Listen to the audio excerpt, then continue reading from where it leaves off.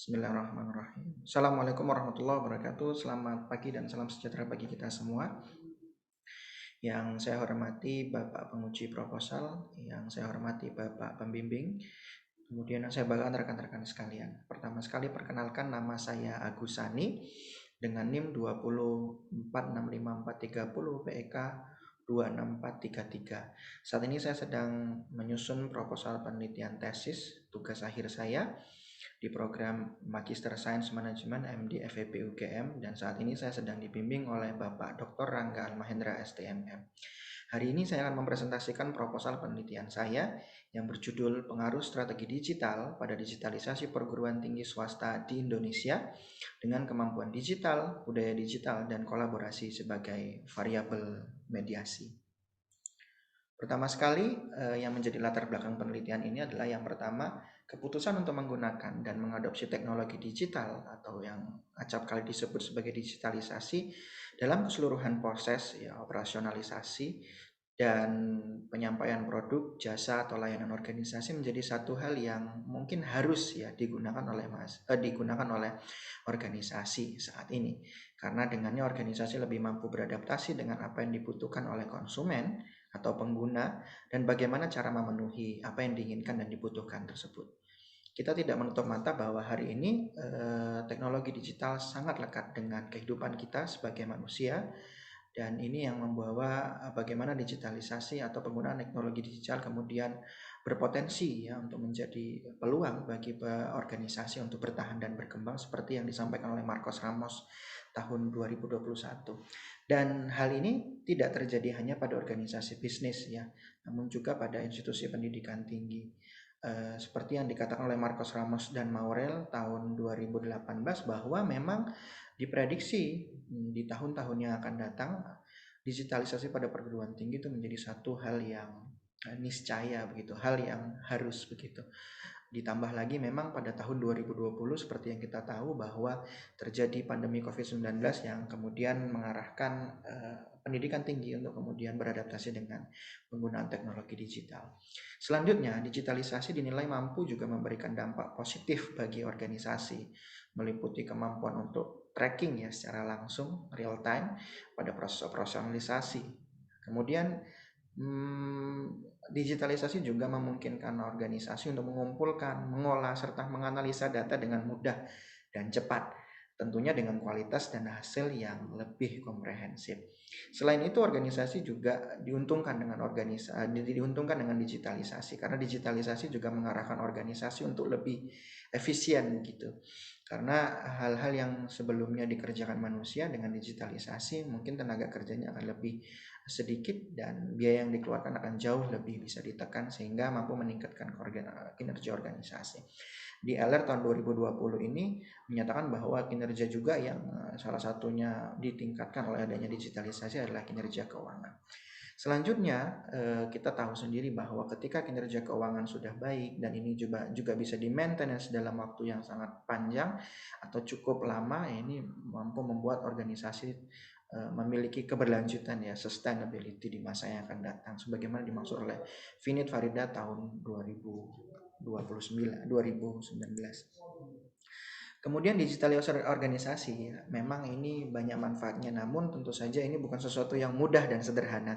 Dibutuhkan komitmen yang kuat dari manajemen organisasi tentang apa yang penting dan faktor-faktor apa yang kemudian berkontribusi positif terhadap keberhasilan digitalisasi.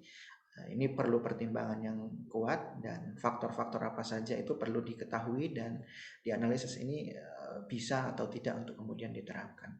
Nah, literatur juga sudah memberikan gambaran bahwa salah satu faktor penting dari digitalisasi adalah strategi digital, orientasi strategi yang mengarah kepada digitalisasi, di mana perusahaan yang sukses dalam melakukan digitalisasi itu baik dari proses operasionalisasi, produk, jasa, dan layanan biasanya akan memiliki strategi digital yang jelas. Jadi orientasi untuk mendigitalisasi organisasinya itu jelas dan koheren dengan struktur organisasi. Ini disampaikan oleh Gobel 2018 dan LR et al tahun 2020 gitu.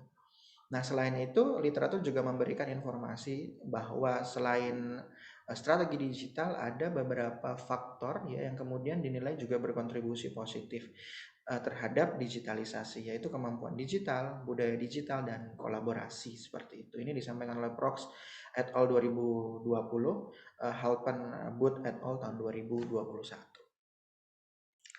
Dari latar belakang tersebut didapati bahwa masa kini ya penelitian empiris yang dilakukan oleh peneliti khususnya dalam digitalisasi masih didominasi oleh mereka yang meneliti pada konteks organisasi bisnis, sedangkan yang berfokus pada konteks pendidikan tinggi masih cukup terbatas gitu, seperti yang disampaikan oleh Halpern Booth et al. Tahun 2021. Dan kalaupun ada studi yang dilakukan, umumnya masih berupa kajian teoritis, pengembangan framework dengan menggunakan metode kualitatif.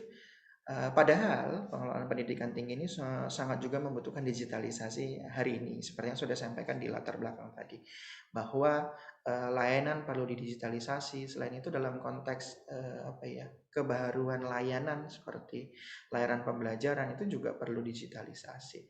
Dan pengujian kuantitatif yang empirik study dalam konteks ini juga perlu dilakukan agar dapat memberikan insight pada tataran praktis, khususnya pada perguruan tinggi swasta di Indonesia yang karakteristiknya tentu berbeda dengan perguruan tinggi di luar negeri seperti negara-negara lain seperti itu, sehingga penelitian ini menjadi penting untuk dilakukan khususnya dalam konteks perguruan tinggi swasta di Indonesia. Selain itu, dari tinjauan literatur kita bisa mengetahui bahwa terdapat inkonsistensi hasil ya antara hubungan yang terjadi pada strategi digital dan digitalisasi. Pandangan pertama atau pandangan yang pertama menunjukkan bahwa ini sebenarnya terjadi hubungan langsung, tapi Prox et al. Tahun 2021 malah mengatakan bahwa hubungannya justru dimediasi oleh variabel lain, sehingga penelitian ini hadir dalam konteks perguruan tinggi ini ingin mengkonfirmasi pandangan mana yang akan lebih tepat, apakah memang dua-duanya juga terakomodir atau memang justru yang lebih dominan adalah yang menggunakan mediasi seperti itu, dimediatori atau dimediasi oleh variabel lain seperti itu, sehingga penelitian ini akan mengarah kepada hal-hal itu. Nah, berangkat dari juga latar belakang tadi, literatur yang kita sudah literatur study yang kita lakukan, bahwa ada beberapa variabel yang memungkinkan untuk diuji menjadi mediator dalam hubungan antara strategi digital dan digitalisasi organisasi, yaitu kemampuan digital, budaya digital, dan kolaborasi seperti itu. Sehingga pertanyaan penelitian ini adalah apakah kemampuan digital memediasi hubungan antara strategi digital dan digitalisasi perguruan tinggi swasta di Indonesia. Kemudian, apakah budaya digital memediasi hubungan antara strategi digital dan digitalisasi perguruan tinggi swasta di Indonesia. Dan terakhir, apakah kolaborasi memediasi hubungan antara strategi digital dan digitalisasi perguruan tinggi swasta di Indonesia. Sehingga tujuan dari penelitian ini adalah menguji peran mediasi dari kemampuan digital, budaya digital, dan kolaborasi pada hubungan antara strategi digital dan digitalisasi perguruan tinggi swasta di Indonesia. Landasan teori atau teori yang kemudian dijadikan pijakan oleh peneliti untuk membangun model nantinya dalam penelitian ini adalah yang pertama, teori berbasis sumber daya atau resource based teori. Teori ini mengatakan bahwa sumber daya itu tidak dapat berpindah dan juga imperfect immutability gitu ya, tidak bisa berpindah dan tidak bisa ditiru begitu. Nah, ada konsep FRIEND di sana, available, rareness, imperfectly immutable, dan non-substitutable. Di mana ketika sebuah atau sumber daya memenuhi kriteria ini, dia akan perusahaan akan jauh lebih unggul ya, memiliki keunggulan kompetitif dibandingkan dengan pesaingnya. Nah, dalam perumusan hipotesis teori berbasis sumber daya ini digambarkan oleh diwakilkan begitu dengan adanya variabel kemampuan digital dan budaya digital. Sedangkan teori kedua adalah teori ketergantungan pada sumber daya atau resource dependency teori. Teori ini basically menyatakan bahwa organisasi ya akan bergantung dengan sumber daya yang ada di luar sana, sehingga untuk meminimalisir sumber daya yang ada di luar sana perlu dilakukan beberapa hal.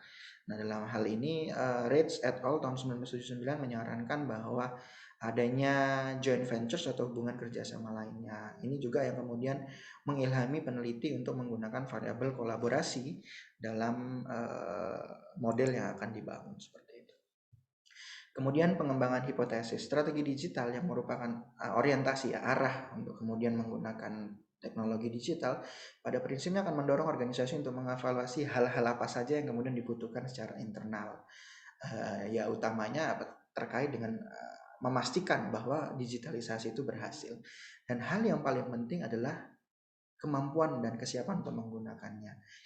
Ini yang dimaksud oleh Eller et al. Jadi ketika kita ingin sukses dalam melakukan digitalisasi, tentu saja kemampuan untuk menggunakan teknologi digital itu menjadi hal yang paling utama gitu. Sehingga ketika strategi digital sudah ditetapkan, maka hal yang paling mendasar adalah ketika itu adalah kemampuan untuk menggunakan teknologi digital. Selain itu, kemampuan digital yang dimiliki oleh organisasi, dalam hal ini organisasi perguruan tinggi ya, akan memberikan kesempatan dan peluang dari organisasi untuk melakukan dua hal. Yang pertama secara operasional ya, artinya kemampuan digital untuk mengoperasionalisasikan teknologi-teknologi digital, infrastruktur digital setelah mengoperasionalisasi itu mendapatkan data, informasi yang berguna untuk kemudian menentukan layanan apa yang kemudian bisa diciptakan, dibuat dan ditawarkan untuk pengguna. Jadi ada proses kemampuan untuk menggunakan dalam proses operasionalisasi, dan kedua kemampuan untuk membuat.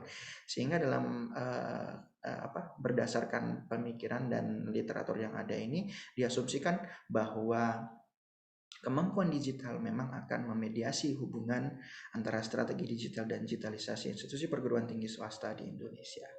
Jadi hipotesisnya adalah kemampuan digital akan mampu menjadi mediator pada hubungan strategi digital dan digitalisasi. Selanjutnya masih dengan teori yang sama, yaitu bahwa sumber daya internal menjadi sangat penting.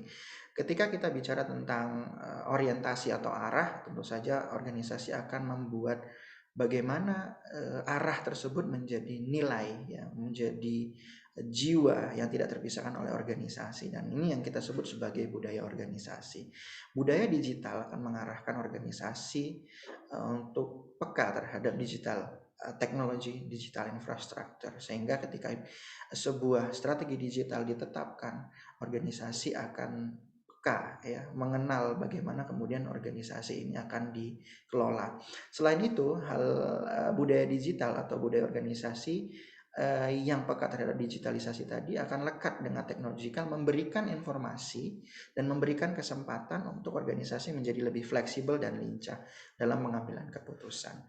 Nah, ketika sudah fleksibel dan lincah, automatically berkaitan dengan pengembangan, kemudian pengorganisasian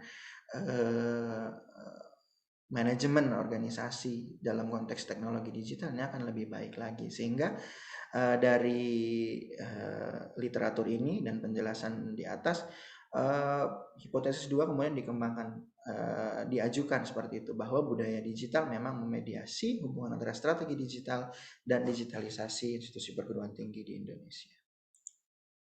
Dalam konteks pendidikan tinggi, saya ya peneliti kemudian melakukan kajian literatur bahwa memang tidak jarang di Indonesia ya konteksnya pendidikan tinggi harus berkolaborasi dengan dunia industri untuk bisa survive, karena memang ada keterbatasan dana dan pembiayaan. Upayanya utama dalam bagaimana menciptakan produk-produk atau karya-karya inovasi dari hasil riset yang dilakukan oleh perguruan tinggi. Nah, biasanya dalam konteks digitalisasi juga adalah hasil riset dari perguruan tinggi. Nah, kita sadar bahwa memang perguruan tinggi di Indonesia butuh kolaborasi dengan partner-partner, utamanya dunia industri, sesama perguruan tinggi, dan juga yang namanya pemerintah seperti itu.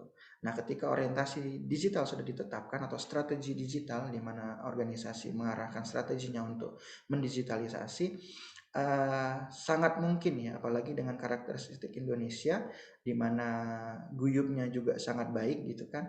Jadi mungkin akan mendorong kolaborasi. Seperti yang juga saya baru dapat informasi bahwa baru saja di-launch oleh Aptisi Pusat Learning Management System yang bisa digunakan oleh seluruh PTS. Ini menunjukkan bahwa terjadi kolaborasi yang baik antar PTS atau perguruan tinggi swasta di Indonesia. Sehingga saya mengasumsikan bahwa memang hipotesis ini atau hipotesis 3 adalah kolaborasi memediasi hubungan antara strategi digital dan digitalisasi perguruan tinggi swasta di Indonesia. Dari hipotesis tersebut maka didapatilah model penelitian sebagaimana berikut, di mana H1, H2, H3 adalah sebagaimana digambarkan pada slide tersebut. Pendekatan dan desain penelitian. Pendekatan ini akan saya jelaskan. Yang pertama, metode yang digunakan adalah metode kuantitatif dengan menggunakan survei sebagai metode pengumpulan data. Nah, dimensi waktu yang digunakan adalah cross section, adalah satu waktu tertentu yang kita sudah sepakati. Unit analisisnya adalah pada level organisasi. Hal ini juga berangkat dari teori yang digunakan, yaitu teori berbasis sumber daya dan teori berbasis ketergantungan pada sumber daya. Ya, ini merupakan unit analisisnya adalah pada level organisasi seperti itu. Populasi dan sampel. Populasinya adalah seluruh perguruan tinggi swasta di Indonesia. Metode pemilihan sampelnya non-probability sampling dengan metode pemilihan sampel purposive sampling. Dengan kriteria sudah terdaftar pada Pangkalan Data Pendidikan Tinggi atau PDPT Kementerian Pendidikan Kebudayaan Riset dan Teknologi Republik Indonesia. Kemudian sudah terakreditasi Badan Akreditasi Nasional Pendidikan Tinggi atau BANPT Republik Indonesia. Ini menjadi dasar karena ketika keduanya sudah terpenuhi, maka sebenarnya manajemen dari organisasi atau perguruan tinggi sudah baik begitu. Artinya sudah melewati standar mutu yang sudah ditentukan oleh negara dan juga Badan Akreditasi Nasional Perguruan Tinggi, sehingga bisa menggambarkan bahwa organisasi atau perguruan tinggi sudah dikelola dengan profesional seperti itu. Jumlah sampel ditargetkan dalam penelitian adalah minimal 150 dan maksimal 300. Hal ini didasari oleh pendapat Hare tahun 2024 di mana jumlah sampel dapat diterima jika memenuhi kriteria 5 kali jumlah item dan akan lebih baik jika memenuhi perbandingan 1:10. Artinya 10 kali lipat dari jumlah item pernyataan yang digunakan. Nah, jumlah item pernyataan yang digunakan dari penelitian ini adalah sejumlah 30, sehingga ketika dikali 5 adalah 150 dan dikali 10 adalah 300 buah. Jenis data adalah data primer, kemudian menggunakan kuesioner. Nah, kuesioner dibagikan melalui media email dan WA chat kepada individu pimpinan perguruan tinggi swasta. Dalam hal ini, saat ini peneliti berupaya menjalin komunikasi dengan Majelis Pendidikan Tinggi Penelitian dan Pengembangan PP Muhammadiyah dan juga Asosiasi Perguruan Tinggi Swasta di Indonesia. Alhamdulillah untuk Majelis Dikti Pimpinan Pusat Muhammadiyah surat rekomendasi dari Majelis Dikti sudah dikeluarkan, alhamdulillah. Kemudian jenis kuesioner adalah kuesioner elektronik atau online menggunakan Google Form. Kuesioner terdiri dari dua bagian, yaitu profil ya, meliputi kode PT, akreditasi. Kode PT ini kode PT pada PD Dikti memastikan bahwa memang PT yang bersangkutan sudah terdaftar pada PD Dikti. Kemudian akreditasi dan juga kode PT ini juga kita menjadi akses pengecekan terhadap Badan Akreditasi Nasional. Kemudian tahun berdiri, jabatan pengisi kuesioner, email dan sebagainya. Kemudian bagian kedua adalah bagian item pernyataan untuk mengukur masing-masing variabel penelitian. Pengukuran strategi digital diukur dengan 5 item pernyataan, sumbernya Prost et al. Dan ini bisa dibaca sebagaimana saya sampaikan. Digitalisasi adalah salah satu dari 3 elemen paling penting dari strategi perguruan tinggi kami, sampai dengan para pesaing dalam hal ini perguruan tinggi swasta menganggap kami sebagai pemimpin pada inovasi digital pendidikan tinggi. Kemudian kemampuan digital dengan 7 item, ini juga dengan menggunakan skala Likert 1 sampai 5, itu 7 poin diadaptasi dari karyanya Prost et al. 2021. Kemudian pengukuran budaya digital juga terdiri dari 4 item pernyataan, diadaptasi dari Martinez Caro et al. 2020. Kemudian kolaborasi, ini 4 item pernyataan juga dari Halpern et al. Tahun 2021. Kemudian digitalisasi, 1 variabel namun di dalamnya terdapat 2 dimensi, proses dan juga produk layanan, terdiri dari 10 item diadopsi dari Prox et al. Tahun 2021.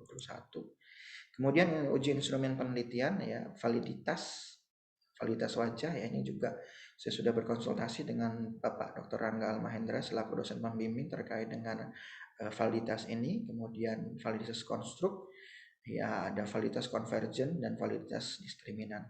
Selanjutnya reliabilitas ya, salah satunya mengacu kepada Cronbach alpha di mana nilainya harus lebih besar sama dengan 6. Ketika sudah seperti itu maka dia akan diterima. Metode analisis data yang saya gunakan adalah structural equation modeling. Ini digunakan karena bisa sekaligus dalam artian bisa menguji faktor analisisnya sekaligus menguji modelnya. Dan yang saya gunakan adalah varian base SEM atau SEM partial square. Saya rasa ini saja yang bisa saya sampaikan. Masukan sangat berharga bagi saya, dan atas perhatian seluruhnya saya ucapkan terima kasih. Assalamualaikum warahmatullahi wabarakatuh.